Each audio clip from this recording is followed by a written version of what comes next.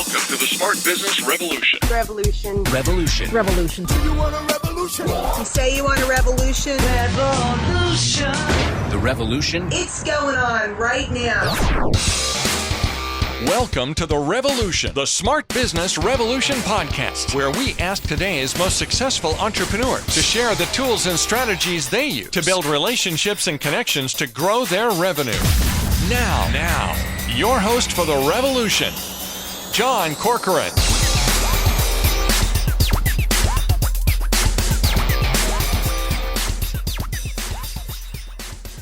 All right, welcome everyone. John Corcoran here, host of this show. And, each week I get to talk to interesting founders, CEOs, executives, entrepreneurs from all kinds of companies. This is part of our top agency founder series. And take a look at my archives because there's some great interviews with founders and executives from YPO, EO, Netflix, Kinko's, Activation Blizzard, Lending Tree, OpenTable, and so many more. I'm also the co-founder of Rise 25, where we help to connect B2B business owners to their ideal prospects. And a quick shout out to Carl Smith of Bureau of Digital, who introduced me to today's guest. His name is Ben Cash, and Ben is the founding partner and CEO of Reason One. It's a full service digital agency. And this is a remote world that we're living in now, but nevertheless, going into that remote world, they had offices in Toronto, Charleston, and Dublin. And we're going to get into his journey from being a musician to a full service digital agency owner for 20 plus years now. And first, before we get into that, this episode is brought to you by Rise 25, where we help B2B businesses to get clients, referrals, and strategic partnerships with Done For You podcasts and content marketing. Ben, I know you're a fan of content marketing because it's built into everything that we do in the digital world. And I am too. You get to talk to great people, interesting people like yourself. If you want to learn more about it, go to rise25media.com. All right, Ben. So you got this great story. I'm based in San Francisco. You're in Charleston now, but you lived in San Francisco. You came to San Francisco not to pursue a digital degree to become a digital agency owner, but rather to pursue music. What led you from that original passion into the world that you're in now? Great question. And yeah, I want to shout out to Carl. Carl's how we connected. Carl is the center of the universe for all of us, right? Yeah. Where I got into it was, so I was a musician, recovering trombone player. Haven't played in a long time, but those were the days. I went to the conservatory out there. Loved San Francisco. It's a great town. But nothing prevents change like mediocre success. And I was doing okay for a while. I just hadn't really broken through and didn't want to be a freelance musician the rest of my life. And at a certain point, I started taking some electives, actually during a doctorate in computer programming. And wow, so you went from music to computer programming. Well, I was getting a DMA, Doctor of Musical Arts, at LSU after time in San Francisco, and ended up taking some computer courses as electives, just sort of fill the docket, as it were. And I liked it. It was a really creative endeavor. I always chose music because I love the creative outlet, but computers and computer programming uses your right brain a whole lot. So I really got into it and enjoyed it. Had some friends who'd started web design businesses, musicians as well, and just that was before Google. So I just, we'd go to Barnes and Noble, those still exist. Get a book. And bought books and just figured out how to do it, and bought some software. And what I enjoyed about web design in relation to music was that the technique serves the creativity. In music, you play your scales, you do your arpeggios, you build your technique so that it's not a barrier to communicating something meaningful. A great turn of phrase, a little bit of emotion, or something in the music that reaches people. And in digital, it's the same. You learn to code, you learn the software, you learn the best practices, et cetera. But if you don't have anything meaningful to convey or to say, or design-wise, no one cares. No one cares what's under the hood. I mean, it's got to function, et cetera. But that was always the way that I learned was I'd have a high standard for what I wanted it to look and feel like. And I would just figure all the technical crap out to get to that. And as long as, I had high standards, there was a lot to learn in there, and faked it till I made it. So. It's funny. I had a similar experience where I went onto my high school newspaper staff as a cartoonist and emerged as writer, editor, and eventually editor-in-chief of my high school newspaper. So, and I found that writing was a creative outlet for me. And similar to you, like I felt like I wasn't a great cartoonist. There was another cartoonist who was there who was better than me. And I was like, right. I can't be as good as him. But I switched and found writing to be my creative outlet. So you're getting this doctoral degree, and do you start designing websites on the side? And at what point do you decide I'm going to make a go of this and drop out of my doctoral program? I started taking the programming courses, I think maybe a year into it. I only was there for 2 years. And I had a doctoral assistantship. I was making a small living doing this, and could have been there for a while, but it just clicked, just made sense. Like originally my intent was to go back out to San Francisco. Had a lot of contacts out there, and was going to hopefully go back and freelance and do the computer thing to support my music habit, right? Because the salary's there, and you can make a lot better living than the poor life I led, poor but happy life I led as a musician. And so I ended up getting into it, and ended up throwing myself more passionately into that than I had music. I mean, music initially, I put the 10,000 hours in. I was, really into it, passionate about it. But I did the same thing when I got that. And for me, it's hard for me to have two masters. And over the course of the next few years, I slowly transitioned out of that, and had several more points at which I had to kind of just give up music completely because I couldn't maintain my standard of playing and those kind of things. And I left it behind. Now, one of the hard things about that when you shift careers or shift businesses is family and friends and what they say. And here you devoted a lot of your life to music when you shifted over to this new nascent world of digital marketing. What was that like? What did family and friends say when you made that shift? I was very supportive. No one had any issues. I think where I was lucky at the time, and like a lot of entrepreneurs and luck, is that I had some free time. I didn't have any debt. I mostly paid for school scholarships and things, so I didn't have to work. And I, spent a year or two just sort of skating by on a little bit of income, which I'd learned to do as a musician, and use that time to just build skills, build clientele. So it wasn't this sort of like abrupt thing. And even for a number of years while I was starting the business, I was teaching at a music festival up in Maine every summer for about maybe 6 summers. And I was still doing that in the summers. And so I had to maintain my chops a little bit. But at a certain point, it was just too difficult to maintain. And so I closed that book, and how the musicians I was playing with at the time probably were thankful that I gave it up, because I just, like I said, you can't have two masters. You can't do two things really, really well. Now, you mentioned when you were learning the new industry, you went to Barnes and Noble, you picked out a book because there wasn't Google back then. You also had some friends who had started web development agencies. Was there anyone else that you had that you could turn to, mentors or a community that helped you to learn this new industry? Yeah, there were others that were doing the same thing. I think one thing that's always been interesting about this industry, because it's so new and we're all figuring it out, is there's no established mentors in this field. You don't, like in music, you go like in San Francisco, I studied with Mark Lawrence, who was at the time the principal trombonist of the San Francisco Symphony. Like, that guy was a mentor. He was amazing, right? But in the digital world, this is all new. There's no like guy who's been doing this for 30 years and is going to like teach you the ropes and also how to run a business and those things. So we all had to figure it out together. And so I had, some people I would outsource things to or collaborate on projects with, and we'd share ideas and things. But frankly, a lot of it was just figuring it out yourself. At what point did it You know? become a business? At what point did it grow beyond just you designing websites for clients? I mean, that's a business, right? I will say. Yeah, sure. And many people are happy with that. There's nothing wrong with that. Sure. I mean, yeah, I actually think of those as the good old days, right? It was pretty simple. Payroll was myself. There was no overhead. I was the overhead. Yeah.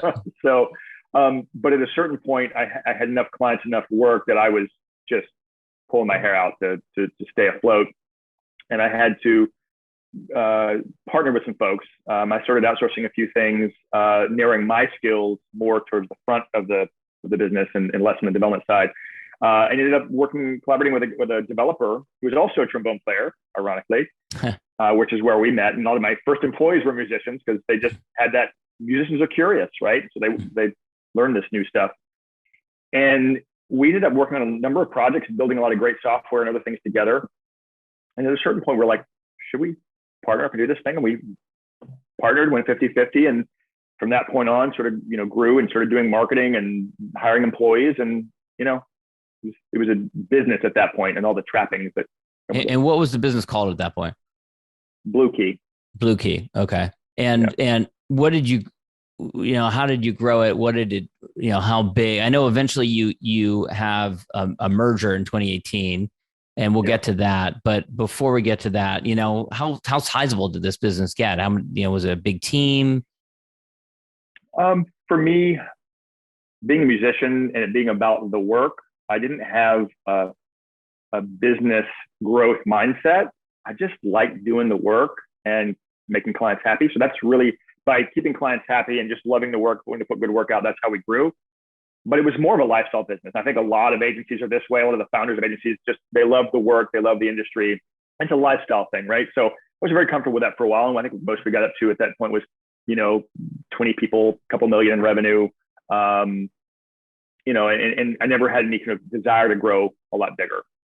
And at a certain point, I wanted to really lean in. Maybe it was a sort of a second kick or a second career change, if you will. Rather than being in the business, I want to work on the business. Cliche, everybody talks about, but it was true. And I had to learn how to pull myself out of the business, trust my colleagues more, and think about what's next, get out in front of the business. And I started going to Bureau of Digital Events, right? That was a whole, talk about mentors. I mean, that was a whole new community of people who were transparent and sharing ideas and what they tried and whatnot. And so it was great to meet that community. And that changed the game for me, learning the things to sort of be a better leader, better agency owner and partner. And then starting to more set a vision, setting goals, et cetera, rather than just lifestyle. And one of the things that came out of that was all the different speaking I was doing and sort of like getting out and about and meeting people. I met my now partners, Sean and Keith, who were running an agency up in Canada. And, that was a big growth step. And now we're over 50 people and, I want to get into a more aggressive growth strategy. Yeah. I want to get into the why behind that. But first, before I do, you started around 2000. So probably the .com meltdown 2001 probably wasn't as much of an impact to you. But by 2007, 2008, the whole financial meltdown, I imagine you'd grown to a size by that point. How did that affect you? Actually, oddly enough, it didn't affect us at all. I remember talking to a lot of people in the tech industry at the time who were with software companies, startups, non-agency, et cetera. And they were getting laid off. They were having issues. Funding was a problem. We were helping small businesses get on the internet. We were helping them to increase their traffic on Google. We were doing things that every small business needs. We weren't reinventing the interwebs with some sort of new startup that had no foundation or a real business idea or a profit plan, right? Which is a lot of the stuff there, but just you had the idea and a good pitch and you could get some funding. But we were just helping small businesses do business better. And that was in demand all the time. I think maybe there was a bit of a slowdown at that time that affected for like 1 month, my partner and I took like 15% off our salary. And then this month too, we stopped because we were fine. But I think we were very lucky in that respect that we had clients. Yeah. By the time you get to the merger in 2018, I don't think your partner was still around anymore. Is that right? At what point did you go separate ways, and how did that happen? Yeah. So musicians, right? He ended up becoming the executive director of the Charleston Symphony. And because he'd been playing with them, he was also, like I said, a trombone player, and really turned that organization around. And that became his new passion. And he went through some different orchestras, and now he's, I think, the general manager of the Kansas City Symphony. Really great guy, and was a great partner. But he took a different path, and I had to kind of figure out, all the skills, absorb the skills that he had. I had to get better at books and the left brain stuff, because I couldn't lean on him anymore. And I think in retrospect, that was really great. It made me a better CEO, because I had to learn those not skills. Just to be the creative people person, sort of, right brain guy, but the left brain, the books and the development and all those things. So, yeah. And so around 2017, 2018, I guess, is when you meet Keith and Sean at a Bureau of Digital event. And were you thinking about merging with another company at that point, or what inspired it? I entertained it over the years. I mean, there was a few agencies that I'd entertained the notion with. A huge agency out of Chicago that approached us about buying our agency, but it just never felt right. And Sean and Keith, it just felt right. Partnering with people is like a marriage. You aside from the market advantage or the stuff on paper, you just gotta really trust them. You gotta dig them, fundamentally like them. And I saw Sean and Keith actually at a number of different conferences, in addition to Bureau of Digital. And I remember taking Sean to the airport at one point in the long conversations, had beers with Keith. It was over time, and so it's like a marriage to me. Yeah. So it sounds like you kind of figured out whether it'd be a good fit first. Is it fair to say that it was more of a personal fit? You figured that out first, and then later figured out whether it was a business fit, or was there also a business component to it where you figured out these guys would be a great business fit? Okay. A little of both, because, we built on the same platform, which is one of the ways that we, had met each other. So there were some commonalities there. We all had a similar vision for the kind of agency we wanted to build when we grew up, and thought we could do it better together. But for me, it just fundamentally, until I'd really trusted someone and could see making tough decisions with them, being in the trenches, because agency life is not for everybody. There's a lot of ebbs and flows. It's a tough nut to crack. And so you really need to trust the people that you're going to be in the trench with. And I trust those guys. Yeah. Right. Now, anytime you have a merger of a couple companies, there's challenges, right? Taking two different cultures and figuring out what the culture is going to be for the new organization, SOPs, processes, figuring out, how to merge those together. You got two different companies on different sides of a border. So talk a little bit about those challenges that you experienced once you merged the companies together. Yeah, I don't think this podcast is long enough for to unpack all that stuff. I think we went in with it with rose-colored glasses, because we'd do this sort of SWOT analysis, and we'd love these couple quadrants here, and these are going to be fine, right? And I think I even recall a deck that we made with just some flat out ignorant things we were saying to our employees when we unveiled the merger and stuff. Hindsight, as it were. What were some of those things? We were like, no one's going to lose their job, and it was because we thought, God, people are going to be scared when we announce this, right? This is awkward. How are they going to react? And we just want to sort of calm them a little bit. Our intention was, man, we love all of our team. They're all valuable to us, and we want to keep all our colleagues. But the reality of it is that some people aren't going to be on board with this. And you might have to make some decisions to make the new entity work that aren't in alignment. And so you can't promise that it's going to be rose-colored glasses. And so we had some turnover. We had some people who were not on board with what we were doing. And we wrestled with that for a while. But, I think it was merging two companies with two cultures, two sets of processes, different customer bases, different way of decision making and affecting change. It's intense. So is there anything you would have done differently now if you go back to before the merger? Anything you would have done differently or thought about? Oh, so many things. I think not try to change so much so fast. Rely on external people who have done this before. I think we thought, well, look, we do complex things. We're strategic. We can solve this. We can do this. We can figure this all out. But there are people out there who've done this before, who their business is helping people merge or, set a new strategy. We should have relied on other people rather than trying to figure it out. I mean, there was fun aspects to it, right? It was I'm sort of addicted to projects. Like it was cool. It was fun, but it just wasn't very efficient and productive. We sort of went backwards for a while as we figured our shit out.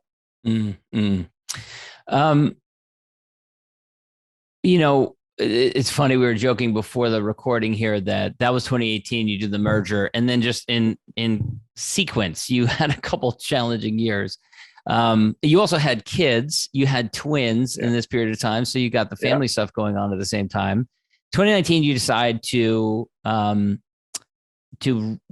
Is that an appropriate description of what you did? You changed the names of the company into one name, to Reason What?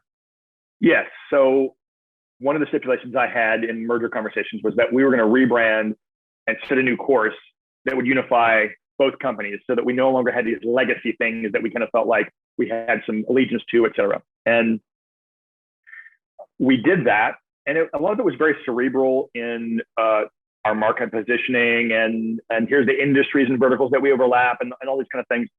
And it worked to some extent, but it wasn't a compelling reason to get out of bed for everybody. It wasn't something bigger than themselves. So, had some great colleagues around us who were pushing Sean and Keith and I to kind of, guys, this is not sharp enough. And we, I think before our mindset was we're going to dress for the job that we want, right? And then we sort of changed a little bit and sort of what's our shared DNA, right? And that changed the thinking for us.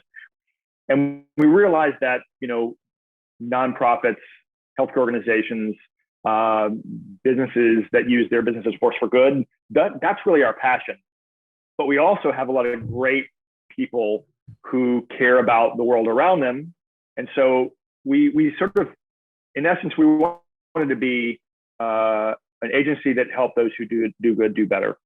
So we saw two ways that we were going to make an impact, because personally, I was, like you say, busy raising twins with my wife, running a business, just so busy. I saw all these things happening out in the world and in community and politics and whatnot. And I just didn't have the time to get involved. So I thought, what's the one vehicle I have that can make a difference? And it's the business. So this notion of a ripple effect through working with purpose-driven clients, that by helping them, and focusing on them, we can make an impact.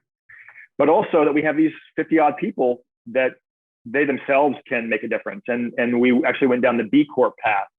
If you're not familiar with it, bcorporation.net, really, it's a global movement to use business as a force for good.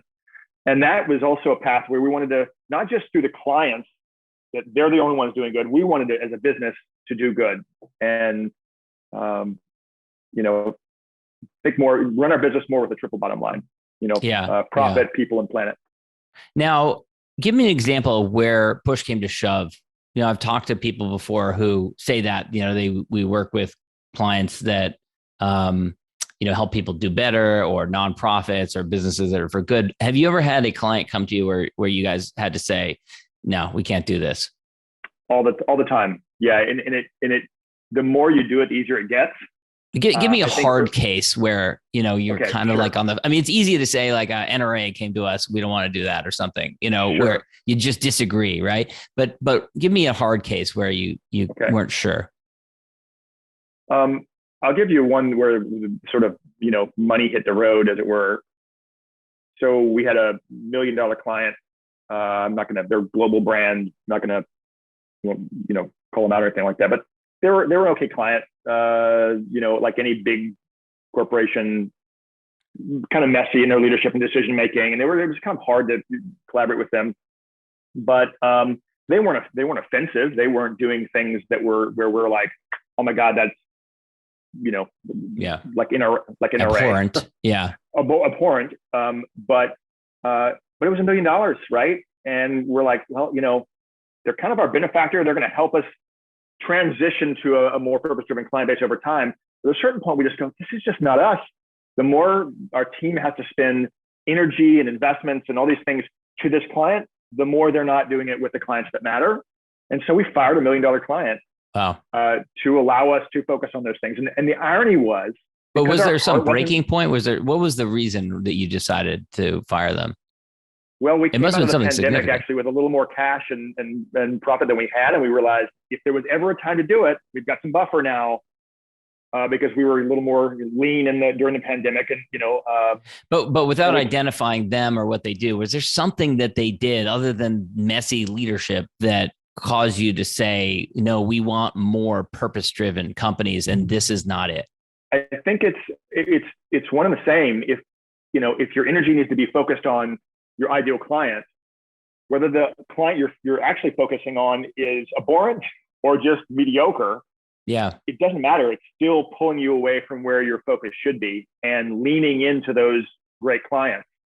So the irony of the situation was that because our heart wasn't in it, they actually had a similar mindset. They had a different direction they wanted to go.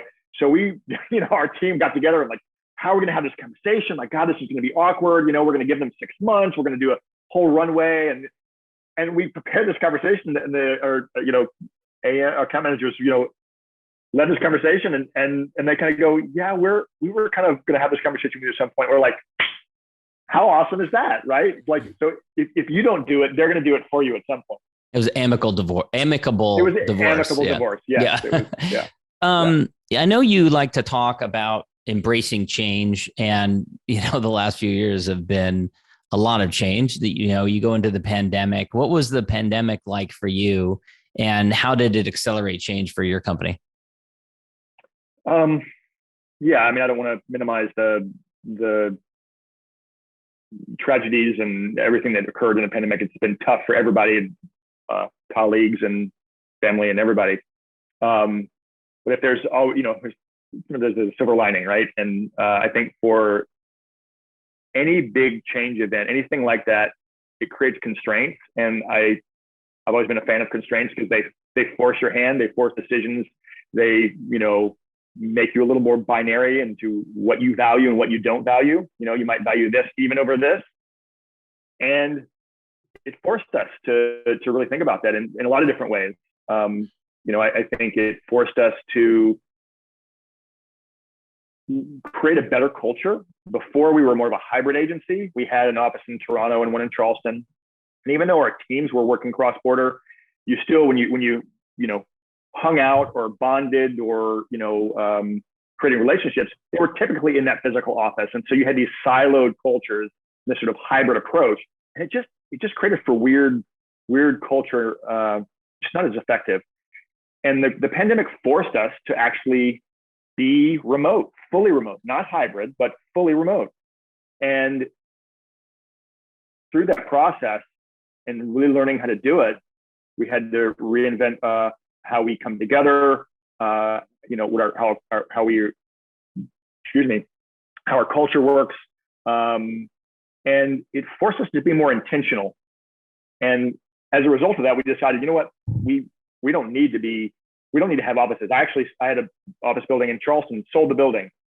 We were trying to sublet our office, and we've gone fully remote, and it has brought us together in a much more democratic way than we'd ever thought it would. And our culture, and I would say, hopefully, I'm not speaking out of turn here, our team feels closer together, and we feel more like Reason One than we do the old companies. Right. Now, it wasn't all easy because you did have to do a round of layoffs during the pandemic. What was that for you like for you personally?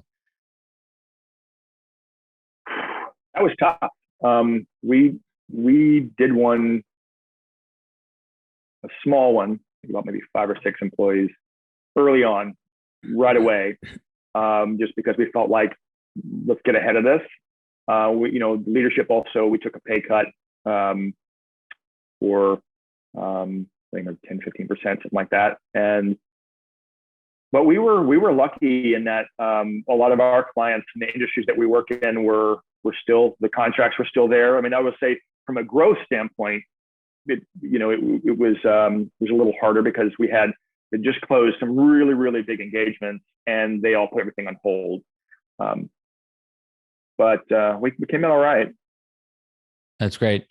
And talk a little bit about some of the opportunities that you were able to pursue as a result of the pandemic.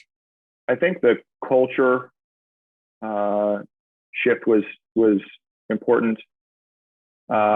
We also, I think networking was one of our big ways that we got clients. We would go to conferences, we would meet up with people. We're not a volume business. We were trying to find those ideal clients, and that's often just human interaction.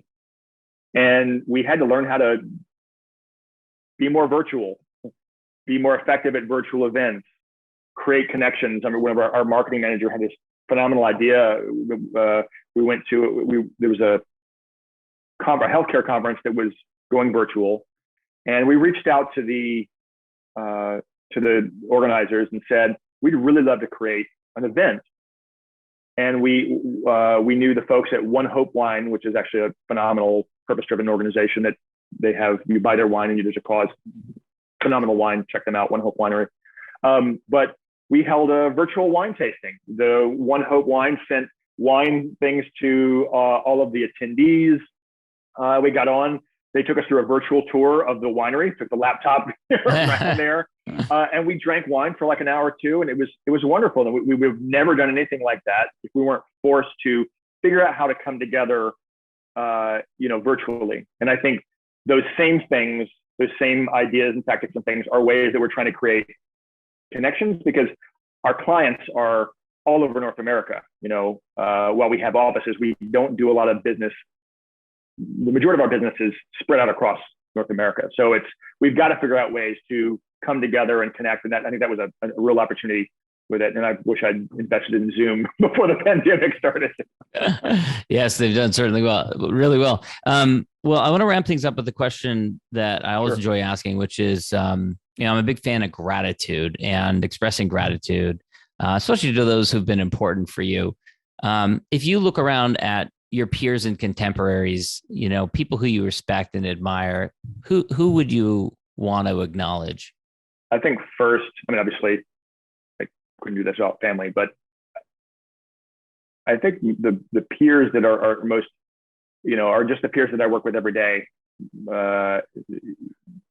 They are always coming to the table with new and better ways to do things, holding us accountable in the way that we run the business, trying new things, just helping us be better leaders and humans. So just the people that I get to work with, talking about gratitude, I feel really lucky to get to work with them every day. And then I think the bureau community and communities like that. I also recently joined a community called Kindred. That's involves a lot of purpose-driven brands and organizations trying to use their businesses, of course, for good. And this industry, both the economy industry and the digital agency industry, all want to do better and are just so forthcoming. So there's so many agencies, and again, thanks to Carl for helping to be a good facilitator for that. So I don't have any one specific thing. Like I said, I think back in the musician days, you had a teacher that was like so and so, Arnold Jacobs for the Chicago Symphony. But now I think it's a collective. It's a community of agencies and organizations helping each other out. Great. Ben, reason1.com. Reason1 is the name of the agency. Where can people go to connect with you and learn more about you? Yeah, sure. Reason1inc.com. Reason One Inc. Sorry, Reason One Inc. Yeah, no worries. Yeah, that's our website. We're on the socials, the Grams and the Twitters. And LinkedIn LinkedIn yep. As well. All right, Ben. Thanks so much.